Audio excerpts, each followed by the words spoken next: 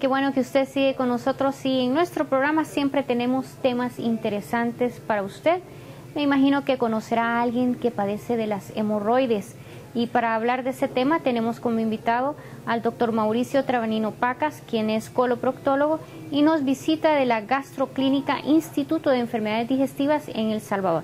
Doctor, le doy la más cordial bienvenida y gracias por aceptar la invitación. Muchas gracias, Helene. Aquí estamos para hablar de este tema de muchos conocidos y de otros desconocidos, sí, pero pues una patología bastante frecuente en el medio. Cuénteme cuáles son las causas de las hemorroides, porque muchas personas pensarán que el sangramiento se debe a hemorroides, pero yo quisiera que usted nos explicara un poquito que no es así y cuáles son las causas de las hemorroides. Bueno, primero que todo le quisiera contar de que todos tenemos hemorroides. Es una parte normal del cuerpo humano. Es diferente pues tener hemorroides que tener ya una enfermedad hemorroidal. Ya una enfermedad hemorroidal es cuando pues usted ya tiene los síntomas. Lo que le quiero hacer entender y explicar es que todos, no es que le hayan salido las hemorroides, se le han enfermado. Entonces, la enfermedad hemorroidal provoca ciertos síntomas en nosotros que nos deberían de hacer acudir a nuestro médico. Los síntomas pueden ir desde un prurito, que pues es picazón, ¿verdad? Nosotros le tenemos que decir prurito, ardor, puede haber sangrado o puede haber prolapso. Prolapso quiere decir que sale algo.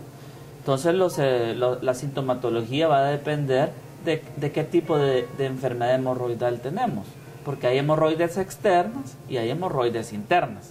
Por ejemplo, las hemorroides externas son las que nos provocan el prurito, el ardor, y las hemorroides internas son las que nos provocan más que todo sangrado y que sentimos algo en la región del ano porque se nos ha salido desde una región tal vez interna, cercana.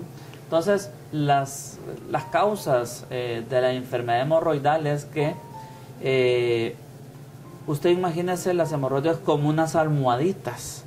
Esas almohaditas están fijas al ano por unos pequeños ligamentos.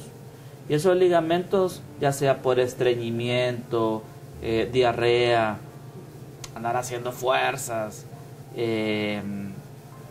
pujo, en los libros dice herencia, genética, etcétera, esos ligamentos se van estirando y van permitiendo que esos hemorroides vayan aumentando de tamaño. Recuérdese que adentro de esos hemorroides hay arterias, hay venas, hay músculo y hay tejido conectivo.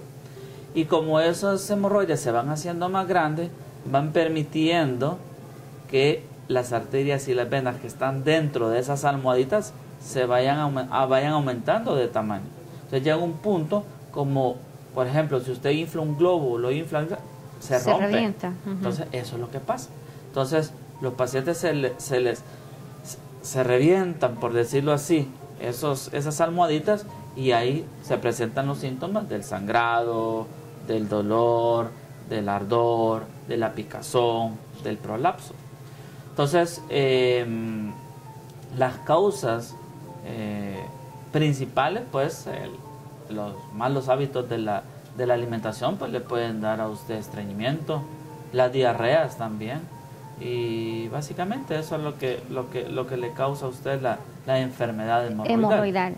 Las mujeres embarazadas pueden estar padeciendo frecuentemente este tipo de problemas, pero y también las enfermedades hepáticas, un hígado graso, un problema de hepatitis de cualquier tipo, estreñimiento crónico. ¿Qué tan frecuente es este tipo de enfermedad hemorroidal en este tipo de pacientes? Mire, pues, ahí pues cuando nosotros hablamos de hepatitis, hipertensión portal, hay que hacer una diferencia ahí importante. Una cosa es la enfermedad hemorroidal y otra cosa son las varices rectales. Los pacientes con hepatitis, hipertensión portal, y básicamente cuando tienen sangrado, que puede confundirse con hemorroides, es por varices rectales, que son diferentes a los hemorroides. Y ahí es algo importante que le quiero le quiero hacer énfasis, es si hay sangrado. Exacto. Recuérdense que el sangrado puede venir por de un muchos montón lugares. de razones también. Entonces ahí es donde tenemos que motivar al televidente a que si hay algún tipo de sangrado, a que acuda a su médico y que chequee de dónde viene el sangrado. Porque puede venir el sangrado desde un pequeño hemorroidito que tal vez nosotros le vamos a decir, mire, pues tiene un hemorroidito, póngase esto, tome esto, hasta de que tenga un tumor, algo cercano ahí, y eso es lo que le esté provocando el sangrado. Entonces, siempre que uno sangra, hay que consultar. Yo así le digo a los pacientes, mire, ¿y usted nació sangrando? No, doctor. Bueno, entonces el sangrado no es normal, ¿verdad? Hay que chequearse. ¿Qué haría yo si viene un paciente con sangrado? Bueno, sangrado de tubo digestivo inferior, que es lo que a mí me compete, ¿verdad? Vamos a hacer un pequeño paréntesis, porque yo quisiera que hiciéramos esta diferencia y este consejo. Nosotros siempre damos el consejo a los pacientes que deben observar las heces fecales, porque a nosotros nos da muchísima información el que el paciente nos explique de qué forma defecó, por ejemplo, en los últimos 2 días. Esto quisiera que usted, cuando me habla de sangrado de tubo digestivo inferior, que le explique al televidente por qué para nosotros es tan importante. Sí, es bien importante, ¿verdad? Porque no es lo mismo que usted sangre rojo claro o rojo oscuro primero. No es lo mismo que usted sangre con que las heces vengan mezcladas con sangre a que vengan tapizadas, o que usted sangre y que aparte evacúe, ¿verdad? Bueno, primero que todo, el color. Si yo tengo un color rojo clarito, como si que me hubiera cortado, yo debería pensar de que el sangrado es proximal a la región anorrectal. Si yo tengo un sangrado oscuro, yo tengo que pensar que el sangrado es de mucho más arriba. Si yo tengo unas heces fecales que vienen mezcladas con heces fecales, yo tengo que pensar de que el sangrado es proximal. Si yo tengo un sangrado en que las heces fecales vienen tapizadas de sangrado, usted imagínese, pasan las heces, pasan raspando los hemorroides y así es como queda tapizado. Entonces es bien importante que usted observe claro, y que le dé una información adicional a su médico, ¿verdad? Para orientarlo para el futuro, para saber qué va a hacer para hacer el diagnóstico.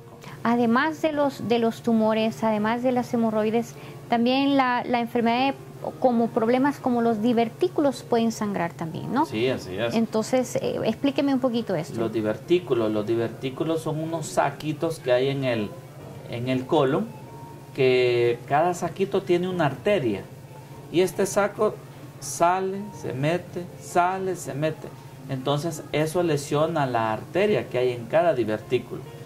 Va a llegar un momento en que esa arterita pues se rasgue tanto que empiece un sangrado.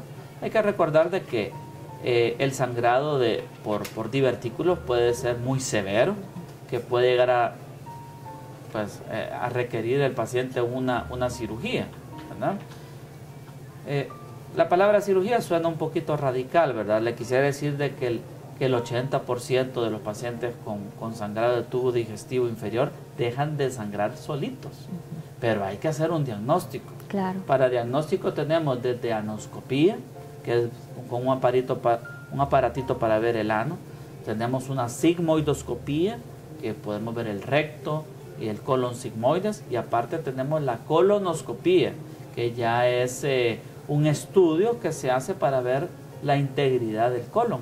Ahí con esos métodos de estudio podemos observar hemorroides, ulceraciones, divertículos, pólipos, cáncer, que ya pues es una gama bastante grande de patologías que pues son las causas principales de los sangrados. Pienso que las quejas como digamos más frecuentes es cuando las hemorroides son externas.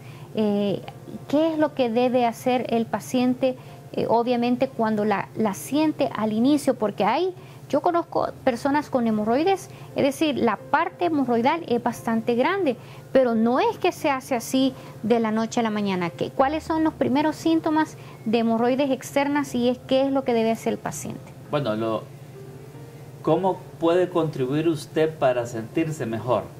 Comer bien para ir bien al baño. Si usted come bien y va bien al baño, sus hemorroides no se van a molestar y no la van a molestar a usted, ¿verdad? Entonces, ya cuando hay una protrusión grande, yo le aconsejo que mire a su médico, porque hay métodos desde tratamiento médico hasta tratamiento quirúrgico. Los tratamientos intermedios se llaman tratamientos alternativos, ¿verdad? Pero ahí uno tiene que evaluar cada cuadro para saber cuál es el tratamiento inicial.